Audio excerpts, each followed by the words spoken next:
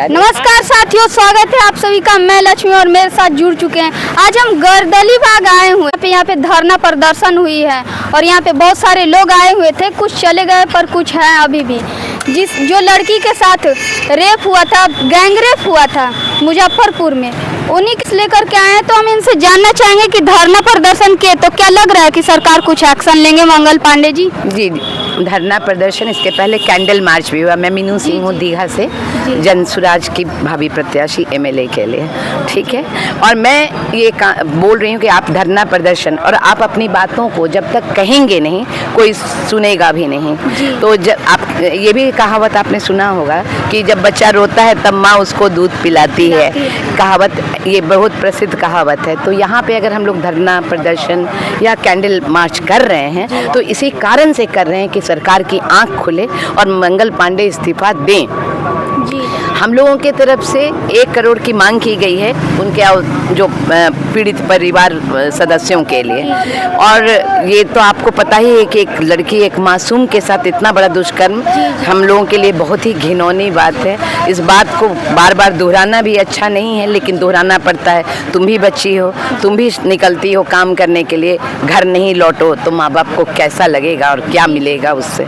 तो ये अच्छी तरह से है कि सरकार विफल है, स्वास्थ्य मंत्री भी विफल हो गए, ना ही उनके डॉक्टरों ने कुछ उसके पीएमसीएच में उसका दाखिला दिया। वो तड़प तड़प कर मर गई, लेकिन कोई सुनवाई नहीं हुआ। और वो तो अभी फांसी के लिए, फांसी भी नहीं हुई है उसको।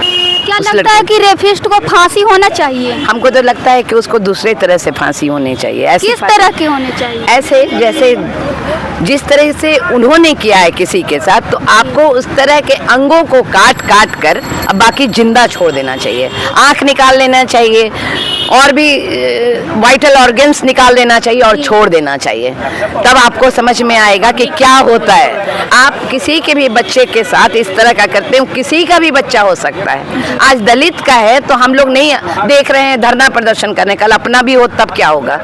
तब क्या होगा? हम लोग जिंदा बचेंगे? क्या तुम जिंदा रहोगी अगर तुम्हारी माँ के साथ ऐसा हो जाए? अगर तुम जिंदा रहती हो तो बताओ कि तुम कैसे जिंदा रहोगी, या तुम्हारे साथ हो जाए तो तुम्हारी माँ को कैसा होगा? तो इस बात को इतना आसानी से और इतने छुटपन से कि खाली हम लोग इसका उड़ा रहे हैं या इसके बारे में हम बहस कर लें या इसके बारे में बात कर लें, उससे नहीं होता है। तो जागरूक कैसे होगी सरकार? सरकार को जागरूक करने के लिए जन सुराज आई है। जन सुराज का मतलब ही होता है जनता का सुंदर राज। और जो पढ़े लिखे लोग हैं, सारे लोग, सारी महिलाएं, हम लोग सब एकजुट होकर के प्रशांत के साथ हैं। प्रशांत किशोर जी हमारे जो नेता हैं, वो नेता नहीं हैं, वो नेता से भी बढ़कर हैं। हमारे से उम्र में छोटे होंगे, हमारे भाई, छोटे भाई की तरह हैं, लेकिन हम उनकी इज्जत अपने गुरु की तरह करते हैं। क्योंकि ऐसा आदमी बिरले होता है, कभी कभी पैदा होता है, जिस तरह से गांधी जी पैदा हुए थे। तो ये आए हैं बिहार का उद्धार करने। तो तुमको, हमको, सभी को इस चीज़ को उसी तरीके से लेना चाहिए कि प्रशांत जी जीत कर और हमारे बिहार को उज्जवल करें। इसका डेवलपमेंट केवल फ्लाईओवर से ना हो, केवल मेंटेनेंस ये तो पीएमसीएच का बिल्डिंग से ना हो, डॉक्टर्स अच्छे हों, शिक्षक अच्छे हों, महिलाओं को रोजगार मिले, स्वरोजगार, अपने पैर पे खड़े हों, बच्चे शिक्षित हों, न कि शराब बंदी करा दिए, स्मैकर बना दिया आपने। तो इस तरह से है। बट अभी तो हम लोगों की यही डिमांड है कि स्थगित करो, इनका इस्तीफा लो, मिस्टर मंगल पांडे जी का। क्या लगता है धरना प्रदर्शन से वो इस्तीफा दे देंगे या बिहार के सुधार के लिए कुछ नियति है? ये तो उनकी नियति है कि उनको अगर शर्म होगी तो देंगे, अगर शर्म नहीं होगी तो रहेंगे। हम लोग क्या ही कर सकते हैं? हम लोग से जितना पॉसिबल है वही काम कर सकते हैं ना। धरना प्रदर्शन, कैंडल मार्च, व्हाटएवर, ये हम लोग करते आ रहे हैं और करेंगे, आगे भी करेंगे, डिमांड करेंगे, मांग करेंगे। लेकिन तुम सभी भारतीय नागरिक, जो खास करके बिहार के नागरिक, तुम भी 18 साल से ऊपर की होगी, तुमको भी वोट देने का अधिकार है। तुम लोगों से हाथ जोड़कर विनती है कि तुम लोग जन सुराज को वोट देना और एक बार इनकी सरकार को आने दो। अगर तुमको सफल ना लगे तब हमसे बात करना। मेरा नाम मीनू सिंह है, यहीं पटना में तुमको मिलूंगी, आशियाना दीघा रोड पे, हमेशा की तरह, चाहे जैसे भी बोल लो। मेरे हस्बैंड भी डॉक्टर हैं, हम लोग समाज सेवा में रहते हैं, शुरू से रहे हैं और आगे भी रहेंगे। जनसुराज से जुड़े हैं इसीलिए कि हम लोग चाहते हैं कि बिहार विकसित हो, मजदूरों का राज्य ना कहलाए। धन्यवाद। ये जंत्री है, इनसे। अच्छा, बिहार की जो बेटियां की जो इज्जत नहीं बच रही, इसको लेकर के आप क्या कह सकते हैं? मंगल पांडे जी तो सुन नहीं रहे हैं, प्रशासन तो एक्शन ले नहीं रही है, तो आपको क्या लगता है ऐसे क्या करना चाहिए? बिहार बेटी बचाओ और बेटी पढ़ाओ कहने लेकिन से बेटी नहीं- तो बच नहीं रही है। वही तो कह रहे हैं कि कहने से नहीं ना होता है। बेटी पढ़ाने से अगर जैसे पढ़ा तो रहे हैं ठीक है, लेकिन उसको सुरक्षा दीजिए। सुरक्षा यही दे रहे हैं कि मेरी बेटी जा रही है पढ़ने और रेप हो जा रहा है, मेरी बेटी को घर से निकाल के रेप कर दिया जा रहा है, गैंग रेप कर दिया जा रहा है। कलकत्ता और का भी सरकार डॉक्टर वाला सोई कांड हुई तुमको है। सुनी हुई थी, जी जी। है ना? सरकार सोई हुई है और मंगल पांडे इस्तीफा दें। स्वास्थ्य विभाग ही सही नहीं है, आपको मिला हुआ देखने के लिए, देख रेख करने के लिए। मेरी बेटी जा रही है, पीड़ित लोग जा रहे हैं, गरीब परिवार के जा रहे हैं और उनका इलाज नहीं हो रहा है और कहते हैं कि बिहार में बदलाव हुआ है। अच्छा, मेरा एक और सवाल था, जैसे कि उस बच्ची के साथ रेप हुआ, इसको लेकर के कोई सवाल नहीं उठाया।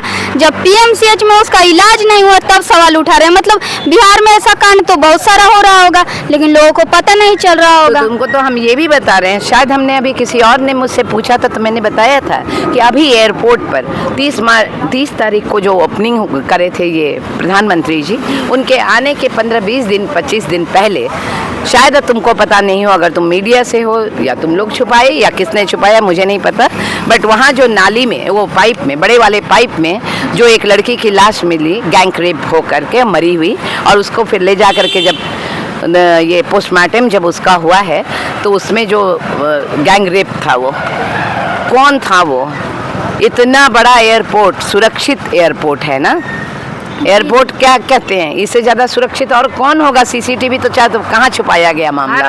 पहले ये बताओ, ये तो मुजफ्फरपुर वाला तो तुमको पता चल रहा है, लेकिन इसका पता है पटना के एयरपोर्ट का? नीतीश कुमार जी से तो सवाल पूछ ही रहे हैं, उनका सुन रहे हैं कि मानसिक स्थिति भी सही नहीं है। अल्जाइमर एक रोग होता है जो बुढ़ापे में हो जाता है, अल्जाइमर के वो बेचारे शिकार हो गए हैं। अब जैसा कि प्रशांत किशोर बोल रहे हैं कि 3-4 गो है प्रशासन, वही सब कुछ मंत्री हैं, उनके चेला चपाटी वही सरकार चला रहे हैं। यही है, ये सच है। इसलिए सच है कि आपको आए दिन आपने देखा होगा कि गमले फ्लावर्स का पर्यावरण में वो किसी के सर पे रख दे रहे हैं। जब महात्मा गांधी का जिस दिन गोली चली थी, जो नेल्सन मंडेला, क्या नाम था उनका, मंडेला, नाम भूल गई हूँ मैं, तो वो उसने जब नाथूराम गोडसे, तो नाथूराम गोडसे ने जब गोली चलाई उस दिन वो ताली पीट रहे थे। फिर एक लेडी को अवार्ड मिल रहा तो वो उसको बार बार घुमा रहे थे। ये तो तुम्हारे न्यूज़ चैनल में हम गमला तो बता ही दिया हमने। तो बेचारे का मानसिक संतुलन बिगड़ गया है, तो कुर्सी छोड़ देना चाहिए और यंग आदमी को देना चाहिए जो इतने मेहनत से, इतने धूप और गर्मी में चल चल कर पद यात्रा कर कर के लोगों की। प्रशांत जी तो बोल रहे हैं मुख्यमंत्री बनेंगे ही नहीं। वो प्रधानमंत्री हो सकता है बन जाए, क्यों मुख्यमंत्री बनेंगे? वो तो कहते हैं कि इनको छोड़कर आपको किसी को बना दो तो मैं तैयार हूँ। वो तो बेचारे को लालसा ही नहीं है, लालच ही नहीं, तो तुम लोगों के समझ में क्यों नहीं आ रहा है ये बात? अगर वो लालची होते तो बोलते क्यों? उनका वो सूत्रधार हैं जन सुराज के, वो इसको चला रहे हैं कि आपके अंदर क्या विकल्प, क्या आपका 5 उनकी जो भी चीज़ें हैं जिनको बदलाव में सबसे पहले उन्होंने रखा है कि पलायन रोकना है, युवाओं का पलायन रोकना है, महिलाओं को स्वरोजगार देना है, बच्चों को शिक्षित करना है, और गरीब ये जो बुजुर्ग महिलाओं को जो 60 इयर्स प्लस हैं उनको 2000 रुपया देंगे। तो वो एक नई योजना इनके देखा देखी बना लेते हैं माई बहन कि हम 2500 देंगे।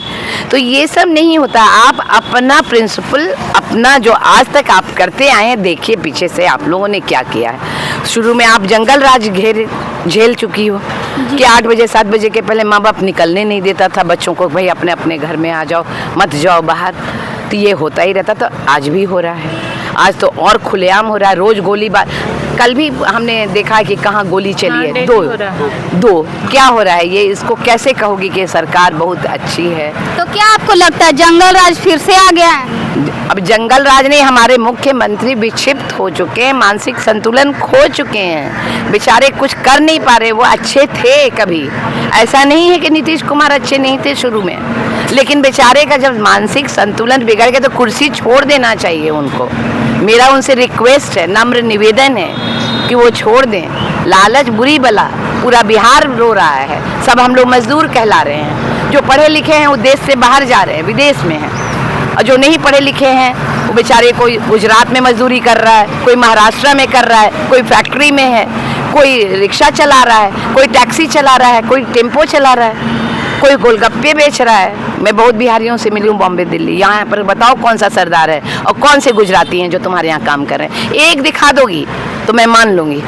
बड़े बड़े दुकानों के होंगे सरदार जी का दुकान है, लेकिन अगर उसमें तुम बिहार दिखाओ के पहले ठेला घुमाते दिखाओ, तुम गुजराती दिखाओ, महाराष्ट्रियन दिखाओ, पंजाबी दिखाओ, कोई भी दिखला दो तो मैं मान लूँगी कि अरे ये तो यहाँ आके रिक्शा चला रहा है। वो अपने घर से नहीं आता क्योंकि समृद्ध परिवार से है, वहाँ समृद्ध राज्य है, हम लोग गरीब हैं, एकदम पिछड़े हुए हैं। लेकिन पीएमसीएच को तो बोला जाता है एशिया के सबसे बड़ा अस्पताल है, फिर इस ये प्रकार का छोड़ो ना, घटना कर- कंकड़बाग को भी एशिया का सबसे बड़ा मोहल्ला कहा जाता है। नाली में रखे हुए हैं नीचे, वहाँ का पानी पीना भी पाप लगता है। पानी भी प्रदूषित है क्योंकि नाला का पानी और उसका सब एक ही जा रहा है। वो सब हम लोगों के एजेंडा में है कि ये चीज़ें हैं, हम लोगों को पता है कि कंकड़बाग में क्या है। और अभी बाढ़ जब आती है तो कंकड़बाग डूब जाता है, बोरिंग रोड भी डूबता है। देखती हो ना, जब पानी वानी आ जाता है, ज़्यादा जल जमाव हो जाता है तो क्या होता है।